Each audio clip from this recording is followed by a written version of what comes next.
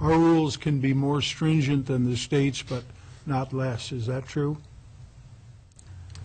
It varies upon on the type of regulation you're referring to. The land use regulation can be independent, where you have the authority to administer land use as is authorized by the state. When you get into the alcohol regulations, I am less familiar with that side, and that would...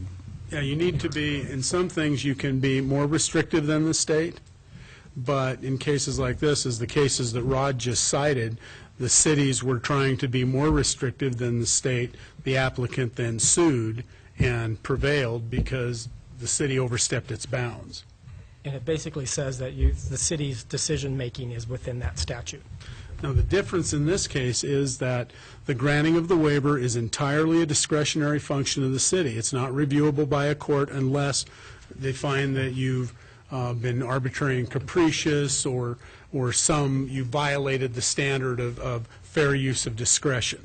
So the fact, if you decide, the council decides, we don't want to hear this committee decides that, okay, it's been to council once, we are not going to send it back up again, that decision is not reviewable by a court. It's the exercise of your discretion in whether to grant the waiver or not. Rod, does the state have a way of verifying the percentages of food versus alcohol sales in an establishment? And is there a specific length of time they have to have records for that in order for them to, for any establishment to meet the criteria? I believe the state can come in and audit the business at any time to verify that they're meeting the food and the alcohol sales. But they don't have, they're not specific, there's not a specific time frame that they audit before they will grant you? Didn't see that specifically spelled out. Normally what they would do if the city granted this, they would probably give them an opportunity to meet those needs. They'd come in and check, and if they weren't, then they would revoke the permit. It was our understanding previously that if somebody applies for restaurant endorsement, they will grant it, and then they'll come back at 3 to 6 to 8 months and then check the numbers. Make sure it's happening. To make sure that was happening. But I don't think they have any pre-requirement prior to issuance, but they come back and audit it after the fact. I just want to make sure that there's no confusion here, that the issue of whether it's a restaurant or not has no bearing on whether they can sell any alcohol by the drink. That is an independent issue. If it's a restaurant, council decides not to give the waiver, they can't serve alcohol. If they're a bar, if it was allowed in that zone, council didn't issue the waiver, they wouldn't be able to sell alcohol. That's because of the 300 foot. Because of the 300 Exactly. foot law. For on-premises consumption. Right. And the Mormon church being 292 feet away and a half, that has no more bearing than the Campus Christian Center, which is 75, 80 feet away? It's, if I may, it's not, it isn't, council typically takes that public comment and obviously wants to hear from interested parties, but that is not dispositive. The Campus Christian Center, if it meets the definition of a house of worship, because they didn't say anything, I don't think you can draw a conclusion that they were positively inclined or negatively inclined. They just didn't come forward to the council and say anything. Okay. So the council, acting as the conscience of the community, is the one who makes that decision.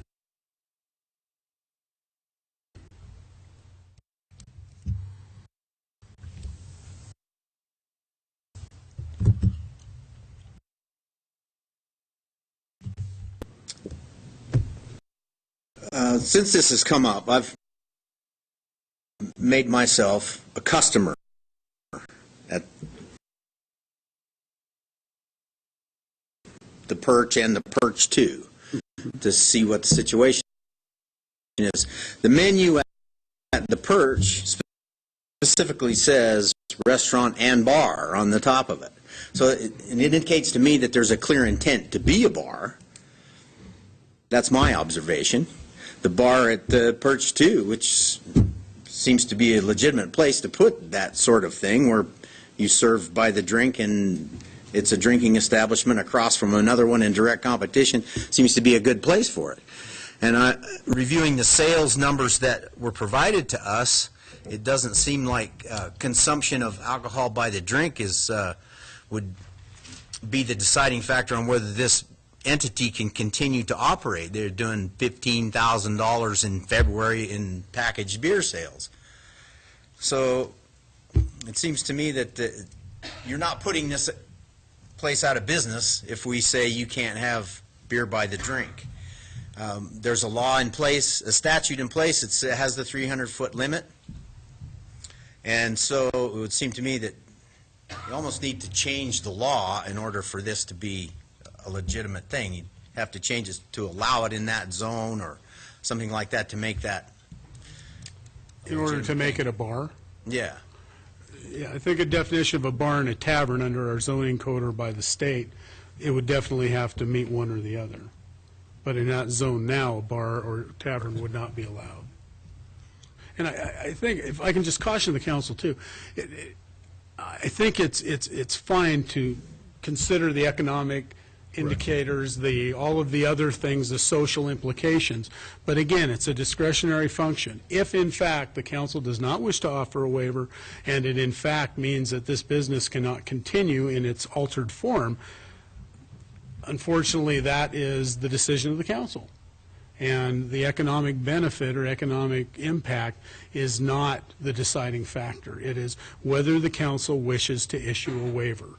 And the waiver, of course, is something, it is prohibited there unless you give a waiver. Well, I have avoided bringing in the fact that I started going into the Perch back in the mid-'60s. Well, you went to college with Jesus, so. Well, that's right, and we were good buddies. Yeah. But at that time, there was no alcohol of any kind being served at the Perch. It was a campus place where you bought a malt and held hands with your girlfriend. And it has evolved since then into what it is now. And so this has not had a long-standing historical perspective, and that's one of the reasons that I didn't bring up any of this, and you brought it up, clarified it. So the only issue that we're going to deal with here is the issue of it is within 300 feet of two houses of worship, and do we want to write a waiver or not, having nothing to do with The economics of it. the economics or the morality of it. Is that accurate? Yes, and I believe you need to also look at the procedural status of this request. This has been through council, I believe it was last November. Yes. I think it was November, and the applicant has asked that it be reconsidered. No independent councilman wanted to bring it forward upon reconsideration, so we allowed the applicant with the chair's fiat to bring it back. If this committee decides that they wish to forward it to council for additional consideration, you may do so. If you choose not to, then the issue, it will not be going to council, and it will be done here. Well, and I don't want to speak for you guys, but I don't believe that we're being arbitrary because, as Gary said, we have heard this both as council, well, in committee for, this will be the third time now, you know, because we heard it in committee before it went to council the last time. So honestly, I think that I've heard enough and seen enough that I don't think it needs to go any further. Well, generally, I'm in favor of private enterprise. I'm in favor of business, and I personally have no problem with alcohol by the drink being served on campus, although a lot of people do. However, if that's not the issue, and the issue is that this is within 300 feet of two houses of worship, I'm going to have to go on the negative side myself. I agree with you, John, on the, like, I'm not opposed to alcohol consumption, or even on campus, I'm not opposed to that, but that's not the issue here. And the police department on campus has said that they've had issues with that establishment before, and it seems to me if we're going to grant a waiver to some entity, then it should be someone that doesn't have a negative history, and they should have, maybe bring it back after they've had a chance to prove themselves as a restaurant. Maybe in a year or so, everything's working fine, and you can bring the issue back as many times as you want, I assume. So, but I think you need to be careful that we aren't doing forum shopping here, Right. where you can keep coming back as, every 6 months. If the council or committee wishes to give some guidance into that, if you would like to, you can recheck it in a year, something like that. That's certainly something you can do. I think what I'm hearing is you don't want to foreclose any re-looking at the issue, but you just don't want to see it again before they've had a chance to establish a track record. my initial questions to legal counsel about whether we could initiate some conditions that would sunset to give it a probationary period. That's what I was after. But since that doesn't seem feasible, then I think perhaps we should table the idea until situation changes. Either the law changes or something. I mean, Yeah. I think that then, we're not going to forward this to council, and Do you want to give the applicant some guidance as to when you would consider looking at it again, if you desire it at all? Well, since I'm in favor of business and don't have a problem with drinking beer by the glass or wine by the glass or by the pitcher, whatever, on campus, I would suggest if they were to run a clean shop for a year, I would be willing to look at it again. I guess I would agree with that. okay, I guess that'll be the direction we can give then, is to give it a year, and we'll see what happens. Okay, thank you. And the committee can decide at that time whether to forward it again. So, Well, question from the audience. all right, come on up and give your question. Introduce yourself, and same story, same old song and dance. My name is Walt Lockduff. I am the property owner of the Perch, and I ran the Perch for 7 years myself. And I understand that you're concerned about implying certain conditions. If it would please you guys, we will voluntarily do whatever you would request, because this is my livelihood and is going down the toilet. We've gone over this, how much I've invested into this. I lost an apartment.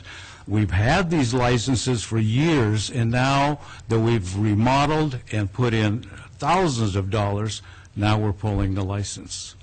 Now, I understand the probation. That's fine. Give us a year. We'll show you how we can run it. We'll show you how we can run it.